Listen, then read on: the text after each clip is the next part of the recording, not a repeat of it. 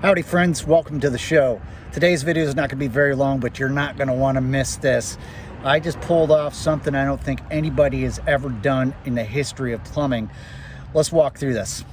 So you all seen me get up on roofs. I live here in Central Florida in order to clear out sewer stoppages. It's the way we have to do it a lot of times down here because we don't have basements or anything. And a lot of times in these old houses, they either don't have a clean out or you can't find a clean out. Thus, we have to get up on the roof and run it down through the plumbing vent to clear these stoppages. Well, we had one of them in an old part of town today, and it was all stopped up, old cast iron pipes and all that other good stuff. Let me show you what happened. I started by taking my K60 sewer machine, as well as my larger 3/4 inch 7/8 sewer snake. And we decided to get up on the roof, and here's what happened. I put about 2 lengths of the larger cable down through the roof vent, which equates to about 30 feet. Each length's about 15 feet and everything.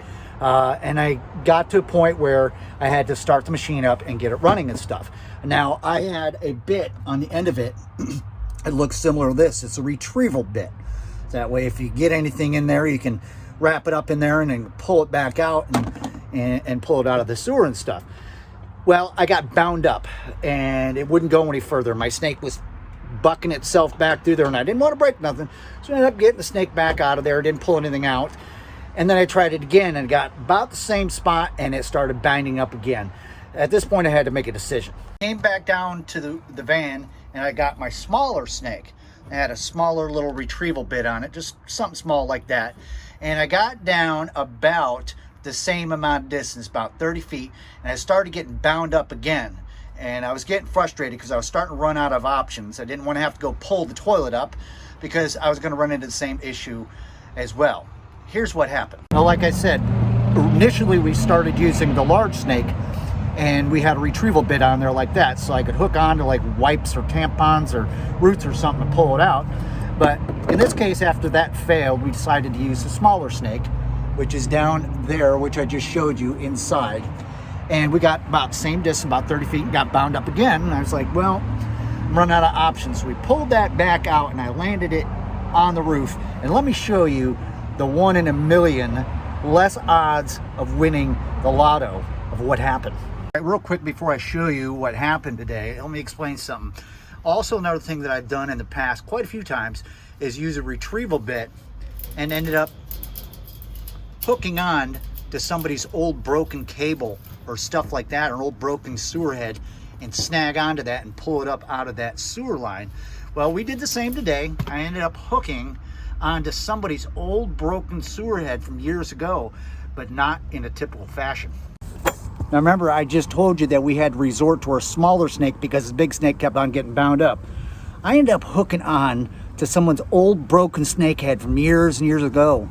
Check this out. See that? Pulled that thing up out of the sewer line, but I didn't hook it like you usually would. Look, here's the head on my small snake. It went through the head. See that? You'd never be able to do that in a million freaking years. This is no joke because it's stuck in there. I'm gonna have to beat that thing out of there. That is a trophy of the century. Hooking something like that. Take a good look at how we did that. And that was hooked up and stuck up there in the old cast iron and stuff. Unbelievable. I'm not a lottery playing man, but I'll be picking some tickets up tonight. You'd never even imagine. You couldn't practice something like that.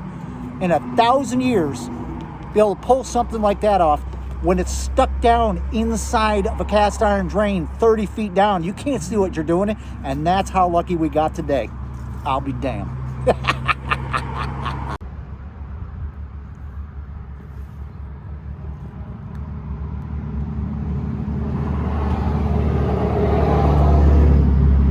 Listen, like I just said, I've ended up pulling old snakes and heads and stuff out of sewer lines and stuff like that before.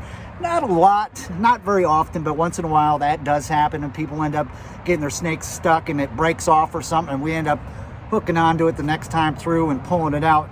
But never like that. I have never ever seen anything. And I would not believe it in a million years. Anybody could tell me the story again and again until it blew in the face, but unless it actually happened to me and I have proof of something like that, it's never something you're going to see again in your lifetime. Unbelievable. I feel like I'm posing with a trophy fish. Unreal. Look at that.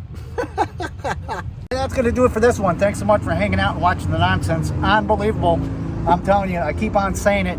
I like to hear it in the comments. If anybody else has ever seen anything like this, I highly doubt it. It's one thing to hook onto it with a retrieval bit, but to do it in that fashion, in that matter, it's something that I'm never going to be able to do again ever in my life. Got any comments or questions, leave them down below, and don't forget to keep plumbing.